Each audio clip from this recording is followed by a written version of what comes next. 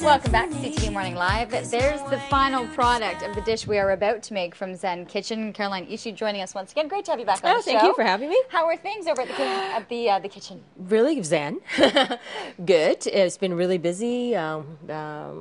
People are loving it. We have our Sunday and Saturday brunches and our lunches and dinners. Things are going well. Things are going really well. Are you really. still getting response? Because I know the show that we talked about, God, how many years ago was it that you guys did the taping? We did the taping a few years ago. And it's still now? It's still on Oprah own right now, playing the Restaurant Adventures of Caroline a Day, 13 parts of her life. And we get people all the time coming in and saying, that, you know, because people think it's reality is happening just now. So they think, oh, it's just, it's, you know, did this happen? Did so-and-so get quit? And this happened in your life? And I said, well, so 2 years ago. So long ago. And people will say that often in reality TVs, right? Because people live in the moment, which is great. But it was a while ago. So yeah, well, it's great to see. The restaurant continues to do incredibly well. And we're bringing you some of the foods that you like to cook with. I remember we were talking earlier when Little Ray's was there, the type of food that you like to be able to serve. And you love the vegetarian feel of it. Yeah, I love, I cook vegetarian because I believe that it's, you know, it's best for the planet and best for people. But if you want to add something else, it's great. But it's going to be delicious and balanced and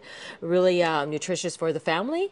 And everybody can eat it. Perfect. Yeah. What are we going to be eating today? So I decided to make a black bean cake because it's something that the whole family will love. Like the kids will love it, you'll love it, and it's easy to make. And usually it's sort of not as healthy as people would like. So how do you transform, which is always my question, how do you transfer something that you love to eat into something that's a little bit more healthier, a little bit more better for you and the kids? So this is the black bean stack. It starts with what I call the black bean stack, but base. But you can use any beans you have around. So I always think people don't create recipes or don't cook because, oh, I'm missing X ingredient. We're sort of perfectionists. So the trick in cooking, I think, is just make what you have in the cupboard. So say you have white beans or you have azuki beans, just use whatever you have, and it's sort of the same premise. You can cook the beans, you know, which is always the best way. But if you don't have time, just buy the canned beans. Okay. So what you would do is you would start with some beans. If I was cooked these off already. And actually, you can use black beans. I actually combined it today for a little bit of black beans and azuki beans. So just have some beans in there. And then just add a little bit of seasonings to it. That's all you have to do. And you know, my cooking involves all whole foods and all fresh seasonings. So I'm going to have a little bit of sea salt. I'm going to add a little bit of cayenne pepper. A little bit of really beautiful smoked paprika. Gives a little bit of smokiness to it. A little bit of nice chili ancho powder, which is a really beautiful powder. Let me smell that.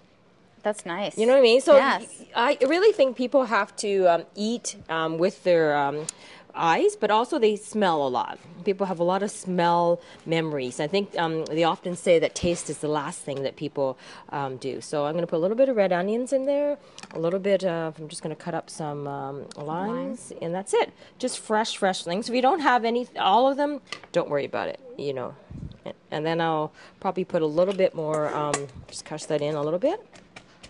Oh, that smells amazing. Getting that lime off of there. That's what I mean. I think, and it's good. And I think it's really healthy, this. So you could use this as the base for this black bean stack, but you could also use it if you want to make a tortilla wrap or a sandwich or any of those kind of things. So you could keep the whole thing. You can make a whole batch. That's what I suggest. And then keep it, put packs of it in the freezer. Okay. Yeah, so that's sort of the base of it. So that's fresh cilantro? Yeah, so fresh cilantro. Try to get fresh herbs whenever you can.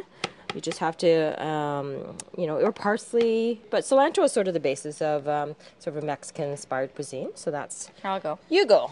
Perfect. This would be good for your workout today. Thank you. You don't have to go to the gym. So that's it. I'm going to add a little bit. Yeah, so this is the base. So that is the base that is created. Great. Do you need it mashed up even more? Or no, it's okay. So it depends. Some people like it's funny with beans. Some people like it mashed up more, and some people like it smooth. So actually, this is one of the dishes we serve at the restaurant. So I'm going to show you how to put it together.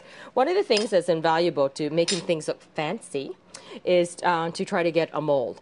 All restaurants, most of the fine restaurants will have this, and this is how we stack food. This is how you get the vertical stacks. So you buy this, or most restaurant supplies or kitchen stores will have these.